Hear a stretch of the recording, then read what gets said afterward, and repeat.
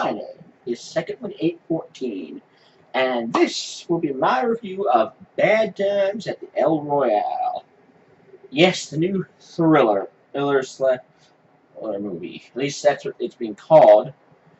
I'd call it more of a drama slash action slash mystery, almost.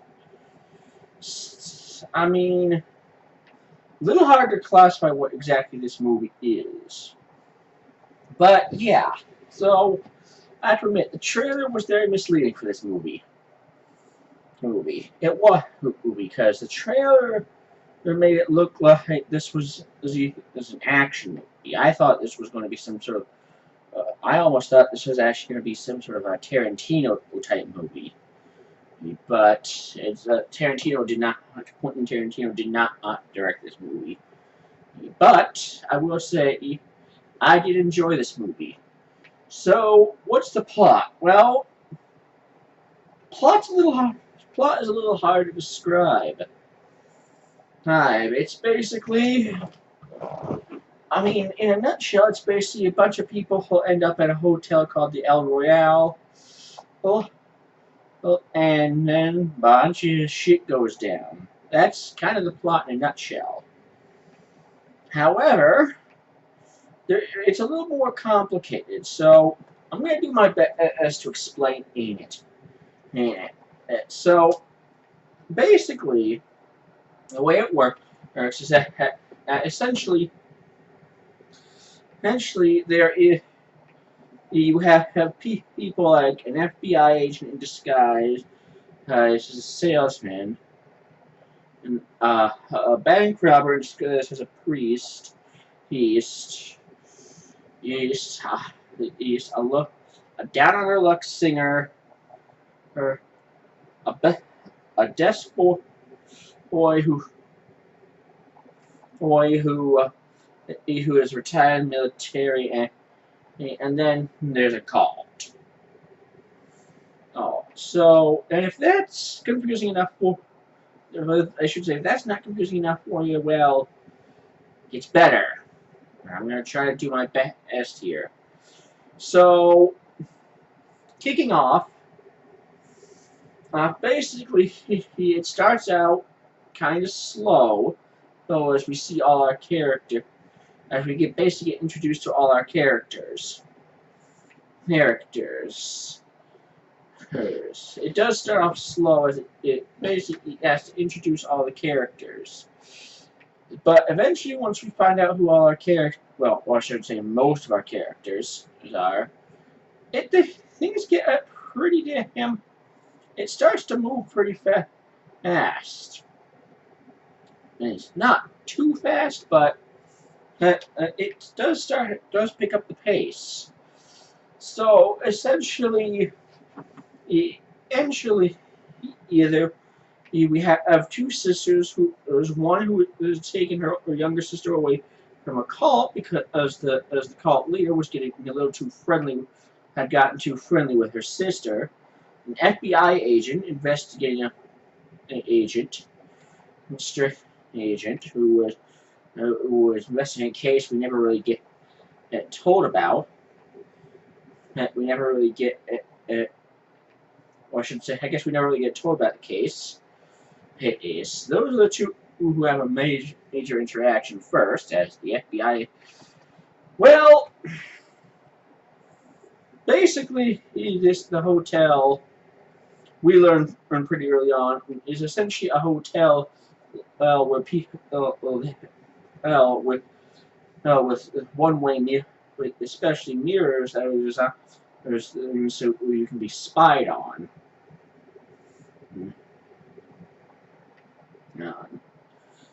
And then of course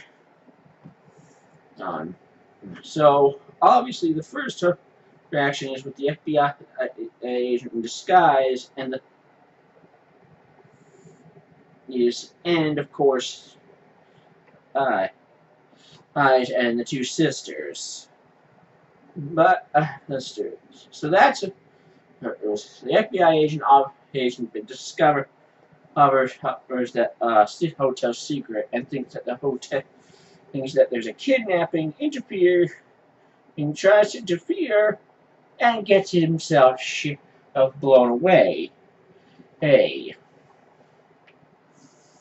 So, yeah. Ah. Ah. And then, of course, there's the bank robber, disguised as the priest. Who basically needed a cover. Cover.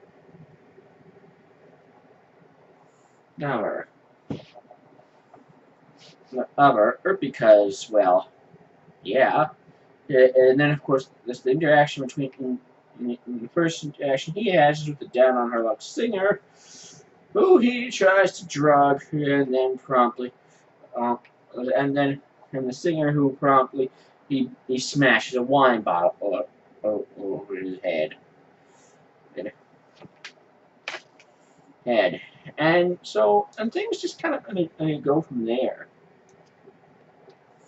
And it just because once we get the FBI agent getting blown away, things really pick up. Now, I will say that I think they did this in a really interesting way by showing basically the same event and only from different characters' perspectives. If we see things from the one sister's point of view, we see things from the singer's point of view. I'm sorry, I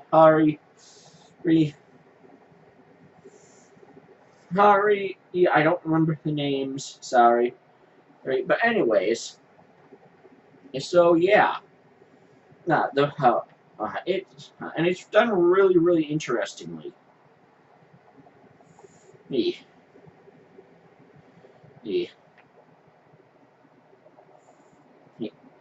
Oh, sorry, I lost my train of thought there. And I think, and it's not a way that's been done before, and which I always think is which I think is actually rather creative because because it's not just introducing us to these people all at once. We slowly get.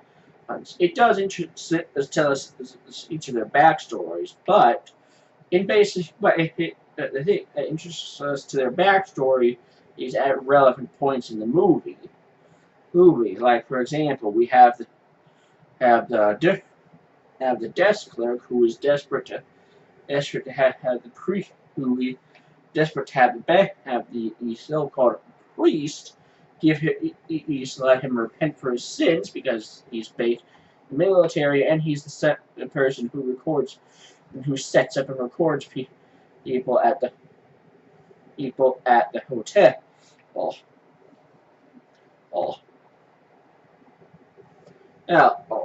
all because management tells him to.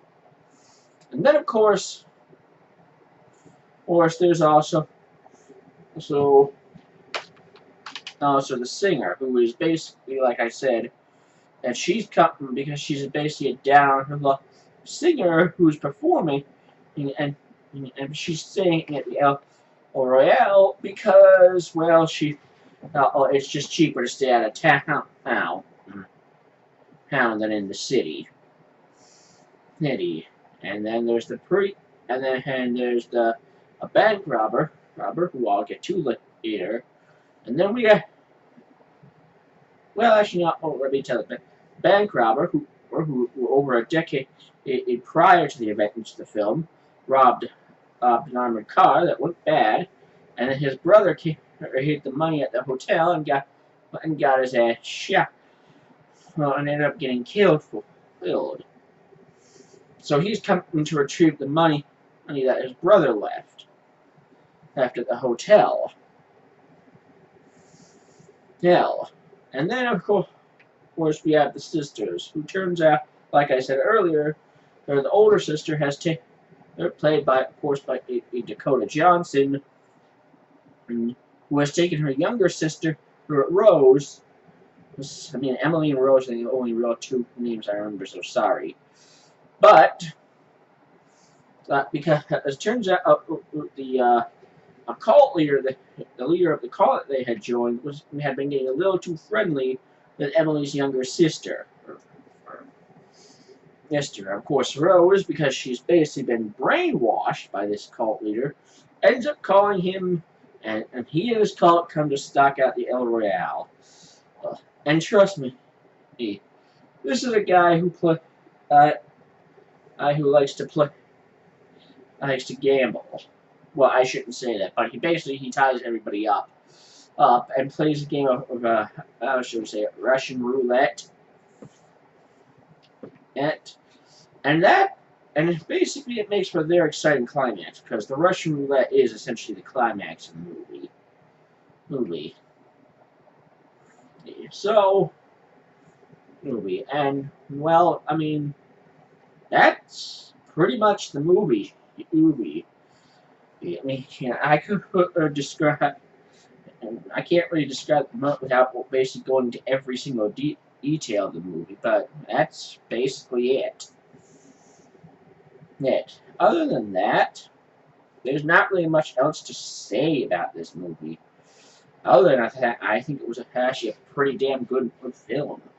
I mean, it didn't reveal things too early. We still get to see it told basically the same story over again, but from vastly different points of view. The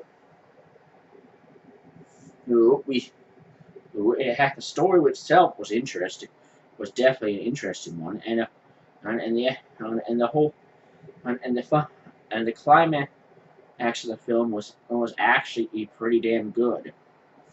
I mean, that's pretty much it.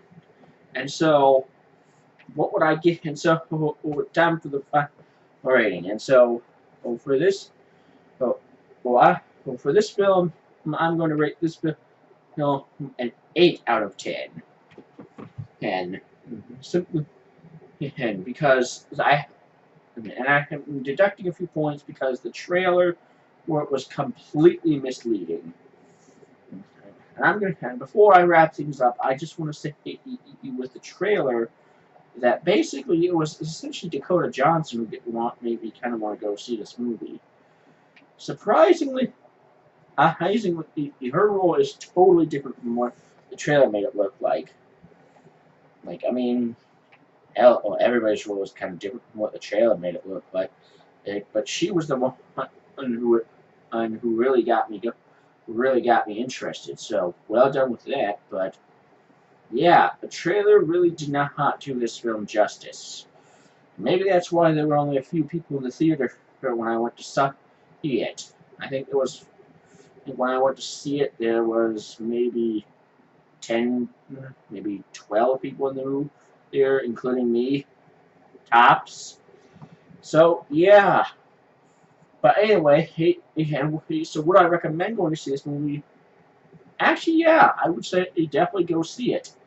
The trailer is definitely misleading, but it's worth eating. But it is definitely worth going to see. Just to see us to have your mind blown away by seeing something that you were completely not expecting. And well, that about wraps up for this video. My name is Second1814. Thank you so much for watching. You know what? I forget. Bad times at the El Royale. Now, 8 out of 10, go see it. Sorry about that. Been a while. But anyway, so yeah. Now, that about wraps up for this video. My name is Second1814. Thank you so much for watching. May the wind always be at your back. See you next time.